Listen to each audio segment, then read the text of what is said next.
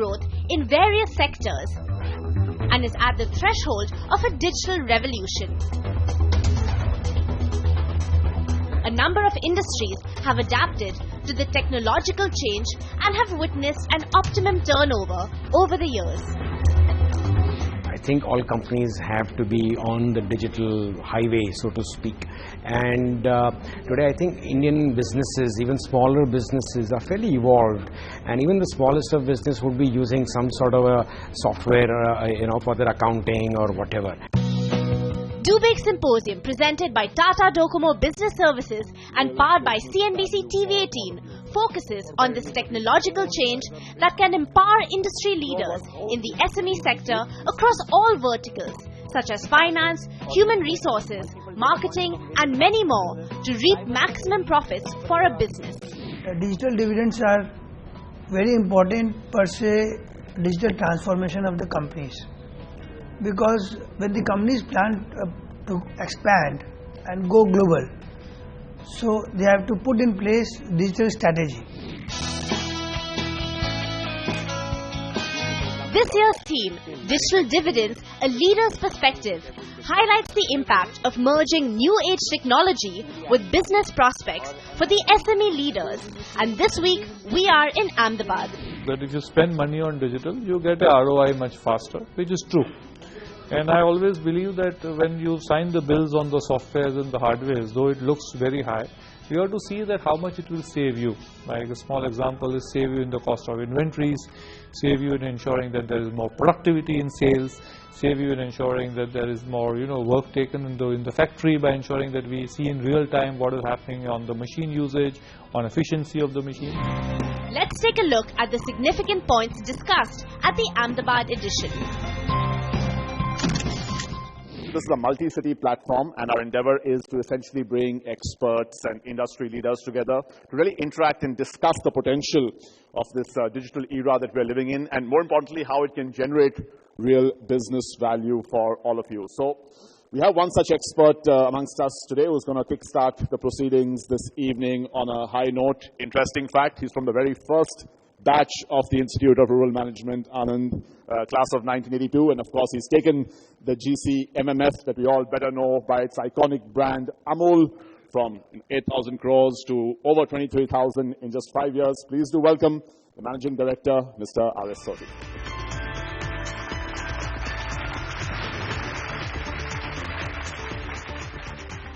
In our business, we have got two major stakeholders, and that is true for any of people sitting here. One is basically, I say in our case, the owners.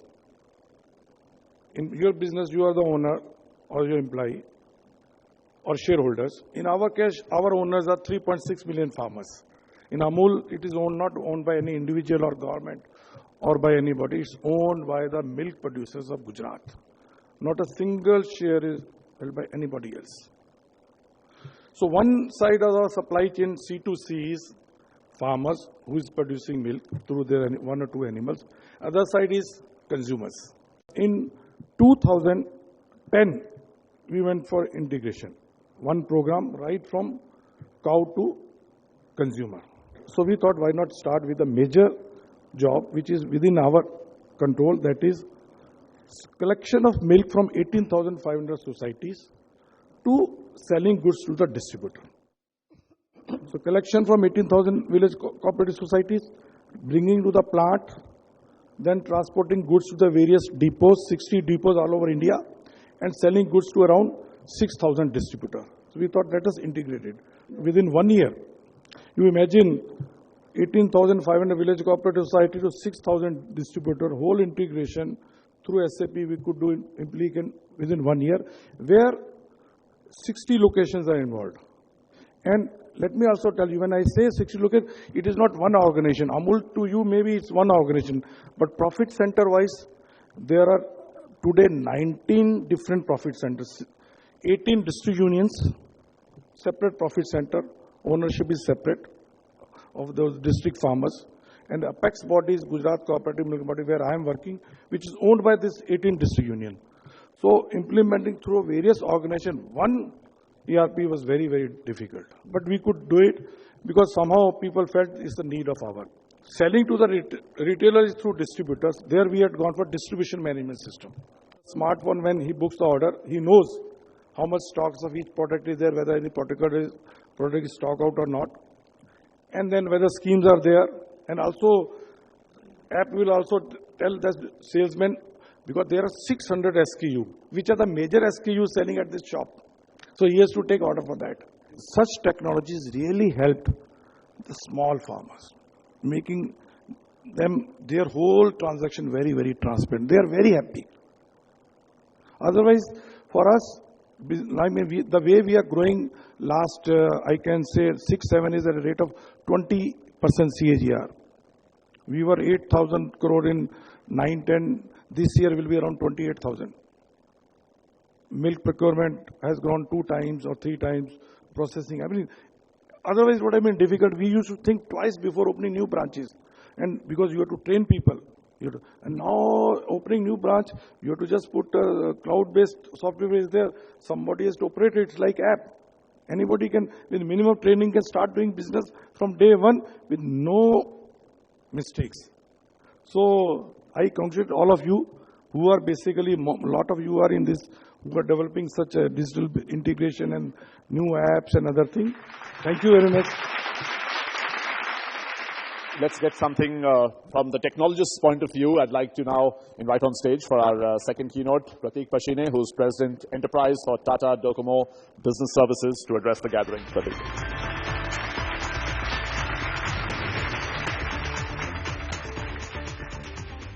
So let's look at how companies globally and across industries have gone about defining what their key driver is.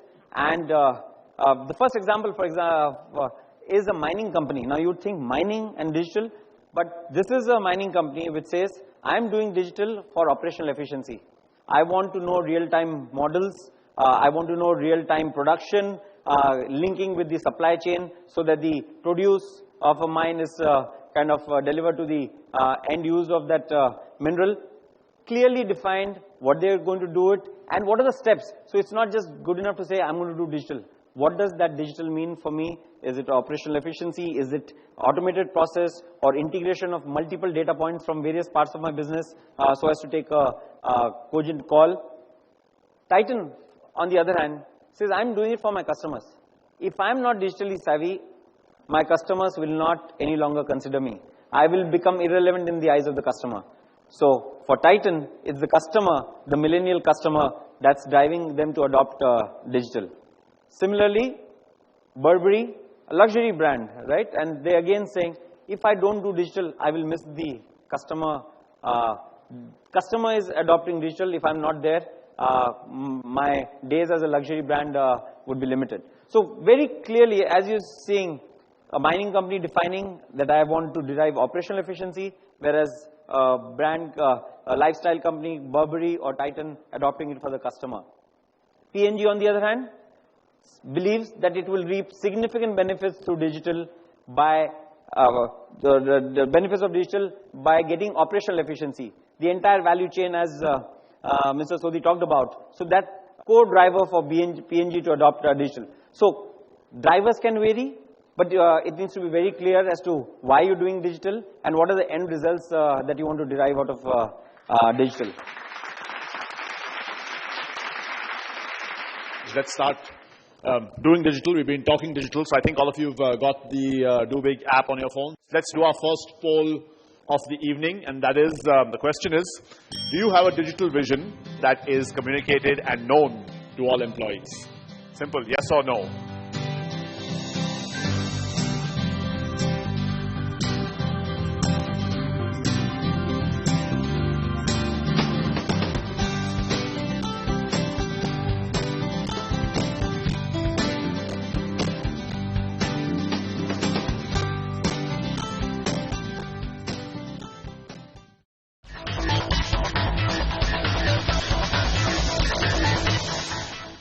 That gives us a chance to move on to the interactive part of the evening, and that's our panel discussion. Hopefully we'll have lots of disagreements. But before that, let me, in no particular order, invite our panelists. Prateek Pashine is President Enterprise at Tata Tele. We've got Mr. Achal Bakeri, who is very well known in Ahmedabad. He is the CMD of Symphony Limited. Mr. Firoz Kambatal, CMD of Rasna. Mr. Rajgaria, who is the Director and CEO of Fine Pure Pharma. The very first wave of IT was our software companies, startups, dot-com boom, 2000. And now suddenly in this wave, you're seeing companies disrupting traditional industries. So Uber's disrupting auto, or Airbnb is disrupting hotels. So it's gone from IT for IT's sake, or software companies making software for other software people, to real world industries. So do you see, for example, your industry being massively disrupted? And if so, then how do you respond to it as a traditional player? Actually, if you come to think of it, all the disruption has happened in services. Right. I can't really think of any manufacturing industries or companies which have been disrupted because of technology. But that disruption is more in the distribution model. It's not really, it still is a car, and it's still manufactured the same way other cars are. Maybe a car is a little different, but end of the day, it is still a car. The disruption has happened, in other words, more in services. Correct me if I'm wrong. So by no stretch of imagination can we see digital disrupting what we are doing, because India is a hot country. The sun is going to be there all the time. It's going to be hot several months in a year.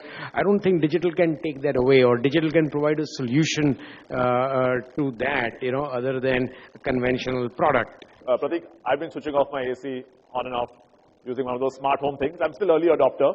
But do you think manufacturing won't be hit the same way as services going forward, especially with the whole IoT wave? Or do you think existing incumbents like them will just use it better? A lot of existing players think a business model is given. For years, the Ford, the Chryslers, and the GMs of the world had the things in that if I have to sell a car, of course I have to go through the distributor dealer network. So yes, the car is the car, but how you deliver it, how do you service the customer, do you have intelligence associated with it?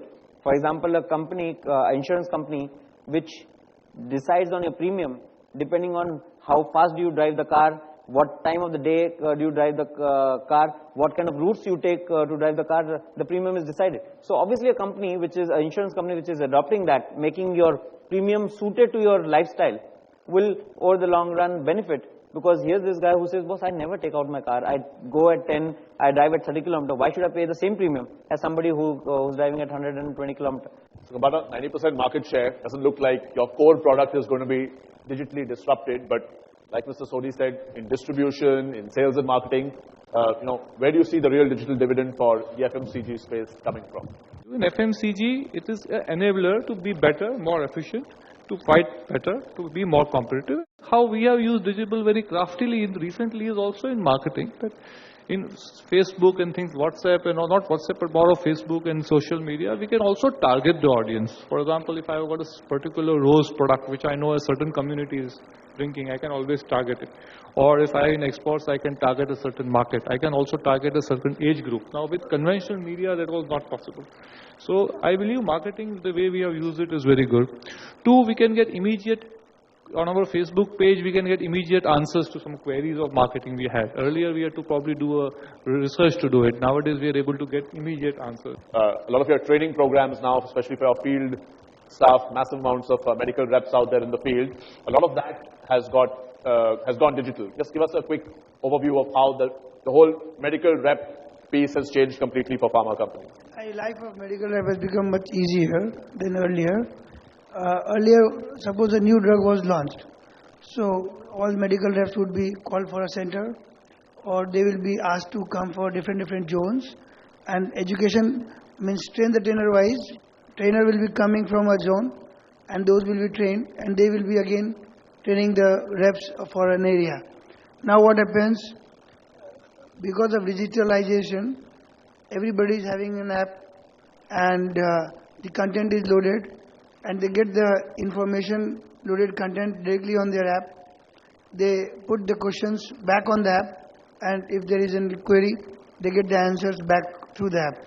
So it's like two-way communication. Why don't you log on to the Do Big app and take our second poll of the evening. This one is, do you see your organization appointing a CDO, a Chief Digital Officer in the next 12 months? So there the options are, yes, you see your company appointing a CDO in a year's time, no, or you already have a CDO.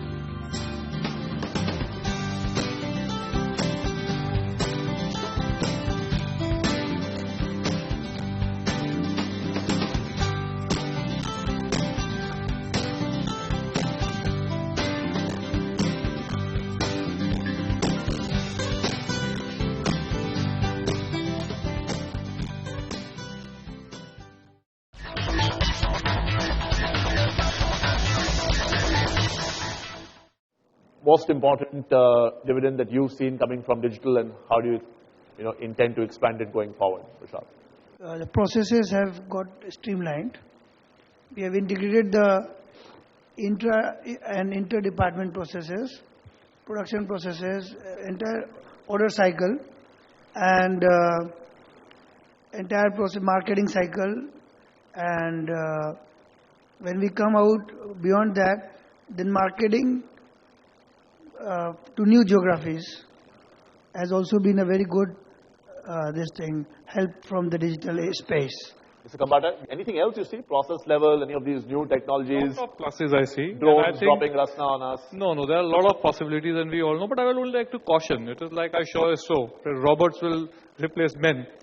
And something, what is bigger, computer or the mind? I somehow believe that it should not lead to a phase that a regular person starts thinking and he depends everything on this digital space. I personally believe it has to be a balance, and I strongly believe that we have to, as companies, we have to ensure that though we of course go on the digital drive, it should not limit our capacity of our people to think engineering, to think entrepreneurial. So I somehow believe that we have to, and I'm fully putting a caution, possibly, that we need to balance the two. No, we're talking today about AI and analytics coming in and machine intelligence, and so many possible even high-end jobs being replaced. So some balance going forward, but the dividend could be huge as well. Oh, yes, absolutely. I think it is really leading to a democratization of information. I think that is the key. This is what really digital is providing. In other words, democratization is the real digital dividend in my point of view. Pratik, closing comment? No, I guess it's kind of very evident that dividends are going to be very many. Clearly, customer connect, a big one. Driving efficiencies, absolutely. But I would also say one thing. Over the years, skills or jobs have evolved, right? Just a few years back, we had a person at the other end of the counter giving you cash withdrawal, and that's been replaced by ATMs. So there would be businesses and activities and transactions that would be replaced by machines, by systems, by IT. And any organization has to continuously ask, what is the role that I play in the customer's mind? Am I truly adding value, or am I only facilitating a transaction? Because if that is the value add is less, it can easily be replaced by some system, some digital technology, and that will make your entire business model redundant. Great note to end on. Please have a round of applause for all our panelists. Thank you so much for being a part of this. First thing about digital technology or any technology which you want to use, I think first thing it has to see how it has benefited the stakeholders. In any business, there are two stakeholders. One is the manufacturer, other is the consumer. So if any technology which is not going to benefit these two, it will never be successful, or it will be rejected by one another. And digital technology, fortunately, is helping both business and reaching to the consumer. And consumer is getting more transparent views, knowledge about the product, services, or anything.